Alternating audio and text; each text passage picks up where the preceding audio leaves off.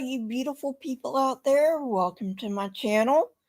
If you're new here, and welcome back for those who are my subscribers. Um, I'm up at 1 o'clock in the morning here, so might as well come on and uh, do something. Um, a few years ago, I heard about the quote unquote soul experiment um, in a psychology class. Um, you really,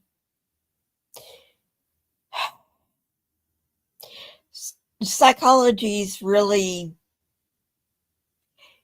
you get to learn a lot of neat stuff and a lot of weird stuff. Um, and some of it's true and some of it's not true. Um, the soul experiment, it, it is a true experiment, but it's been debunked. A lot like the autism experiment that linked autism with um, vaccines has been debunked. Unfortunately, that experiment has made a comeback, even though it has been debunked several times. That's neither here nor there. That's not what I'm here to talk about today. Although, if you want me to talk about that, I will. Just leave it down in the comment section and I will talk about it. At any rate, um, now I'm not using Wikipedia for this because I don't particularly like Wikipedia. I will use Wikipedia when all else fails, but at any rate, the article I'm using is linked in the description, and it is from McGill University. Okay, so in 1907, Dr. Duncan McDougall published a piece in American Medicine, that's the name of the journal, of expiring patients. And these patients were placed on a sensitive balance that's like a scale. And he was trying to weigh the human quote unquote soul. The name of the paper is Hypothesis Concerning Soul Substance Together with Experimental Evidence of the Existence of Such Substance. He placed 6 such patients on this scale, concluding that at the moment of expiration, there was a loss in weight of about 21 grams. That's where the 21 grams experiment comes from.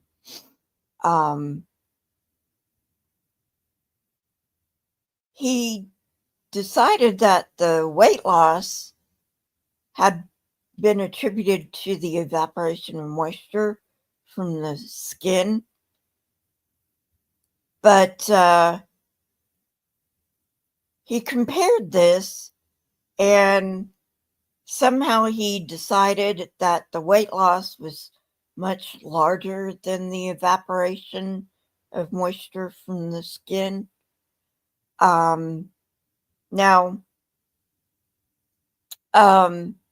he even controlled for various things. Not going to mention them here. You can find that in the website, but it's icky, so I don't have a problem with the ickiness of it, but Some people might. So I'm not going to mention it here. At any rate,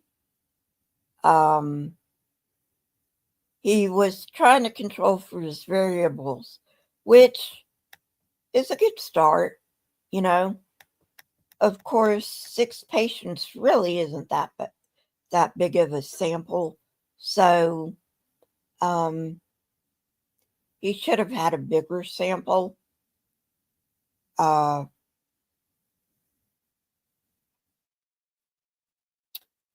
So he decided to do some work on dogs. He decided to try it on 15 expiring dogs. And he found no weight loss at the moment of expiration on the dogs. And this is how he decided there was a human soul, because the humans had a 21-gram weight loss, but the dogs had none. Go figure. Anyway, so he decided that the human quote-unquote soul weighed 21 grams based on 6 humans and 6 dogs.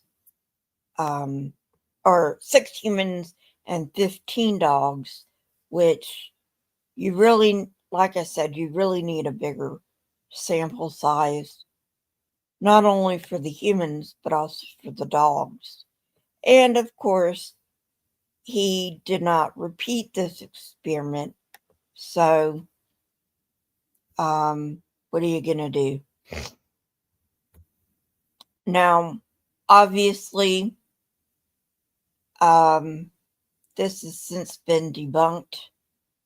I'm not quite sure how. I'll have to follow this up if you want me to.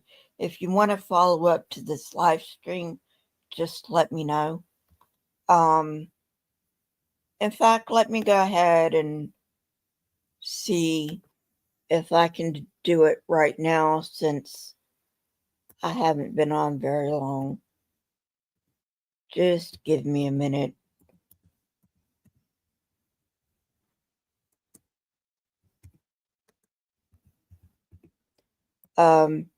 At any rate, but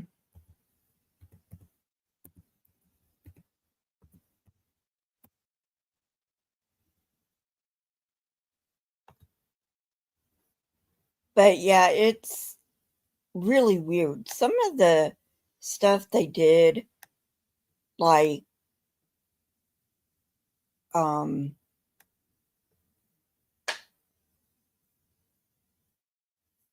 way back when, was really weird. And,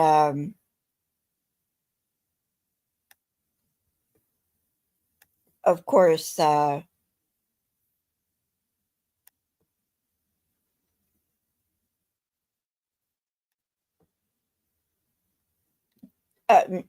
this was 1907, so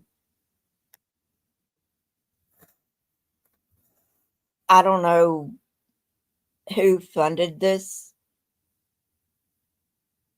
It was like, what?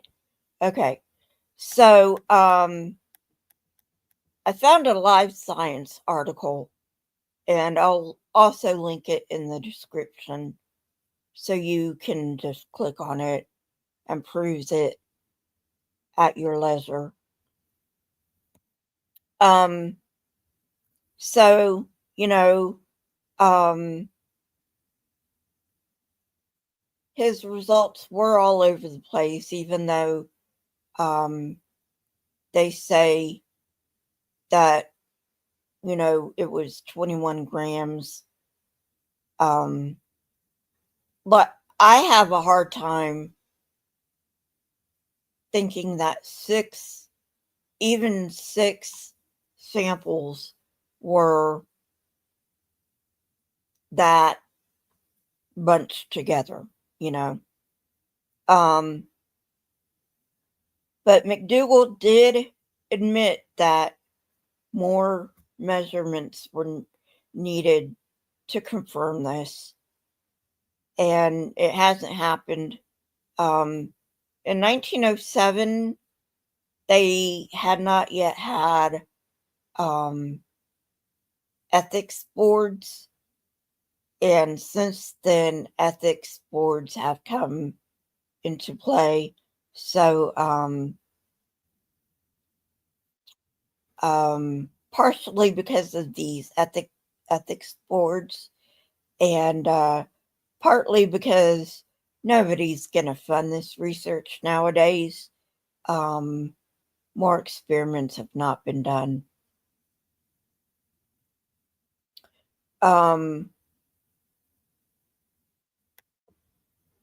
So,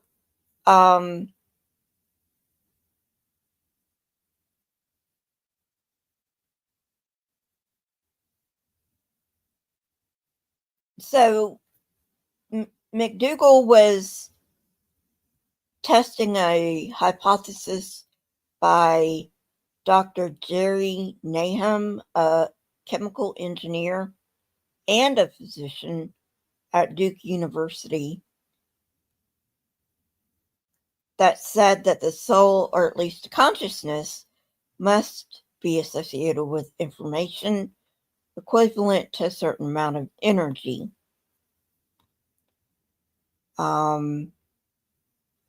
E equals mc squared, blah, blah, blah, blah, blah. That this energy could be weighed with sensitive enough equipment. But Nahum not gotten the funding for the experiments that would prove he was right. So, anyway, that's a little more information. You know, but at any rate,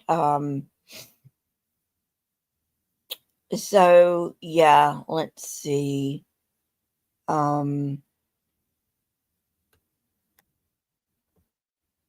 Yeah, you definitely can do that today because of the ethics involved.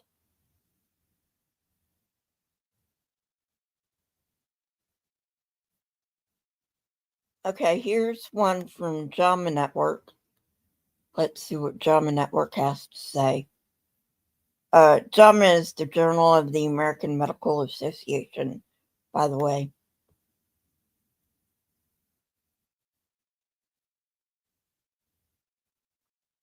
Okay, this says 1901 and 1902, McDougall conducted the experiment, but the other one says 1907, so I really don't know.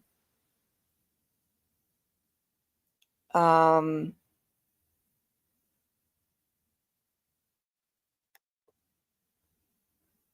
right.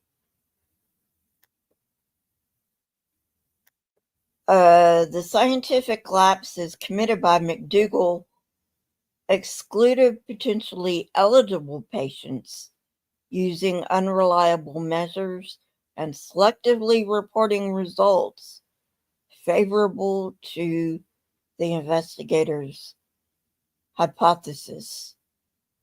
Okay, that makes sense. So he was basically misrepresenting his experiment.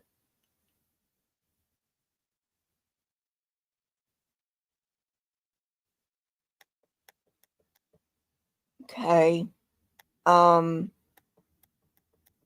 also link this in the description.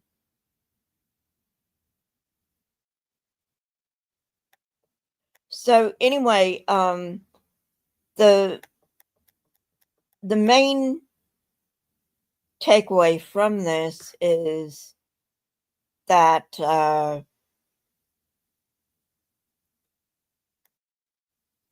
You got to be really careful when talking about earlier stuff like the autism and vaccine. That was like way earlier, and of course that's been debunked, but the anti-vaxxers don't care. Hey, Robert. Yeah, I'm sorry about that. So anyway, but yeah,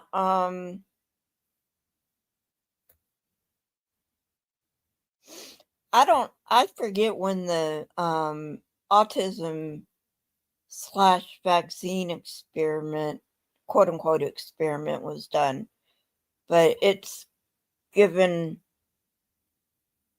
MDs lots and lots of headaches. Because now there are people that are not getting their children vaccinated, and because of that, there are diseases that humans have wiped out that are now coming back because of irresponsible parents. So, you know, so I don't know what we're going to do about that. Hopefully it's just a quote unquote phase.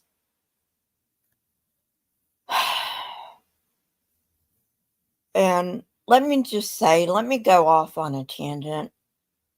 And let me just say that any parent that refuses to get their kids vaccinated are being irresponsible, because we are talking life and death, you know, basically, you know.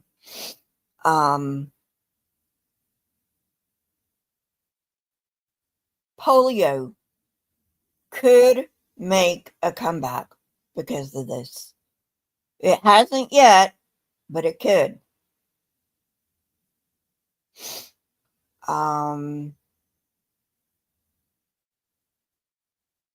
But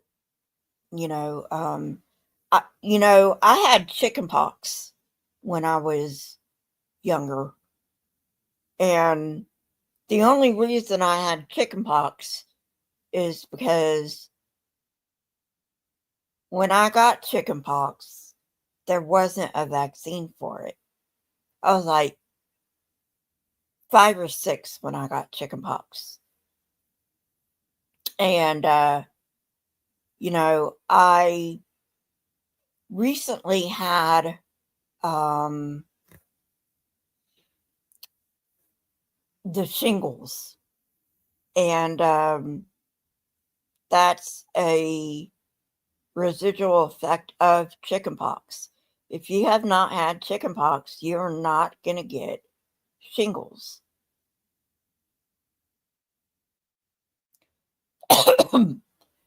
And, first of all, if I had a child and I could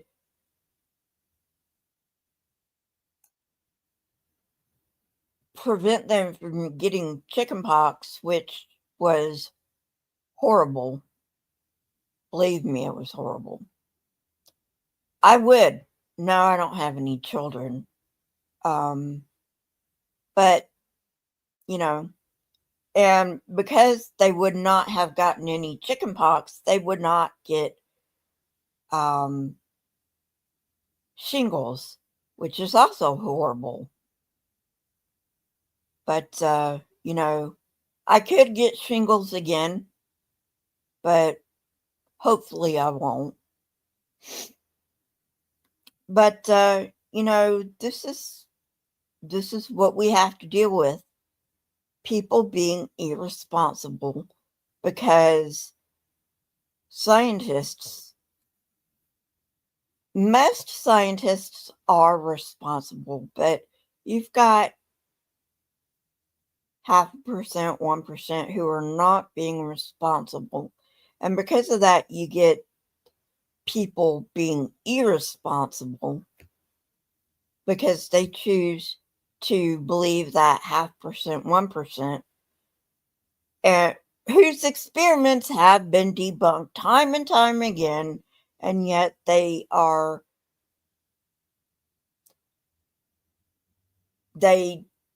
wallow in their stupidity, and they decide for their kids that they're going to be stupid, and their kids are going to get these diseases, which can be prevented, but because their parents are stupid, they're going to have to live through these diseases. Anyway, that's my soapbox for the day. Let me know if you want me to do something on autism. I don't mind doing it. But anyway, I think I'm going to go ahead and go. My nose is starting to run off my face. That's a joke, by the way. My allergies are in high gear right now. But anyway, thanks for coming, Robert.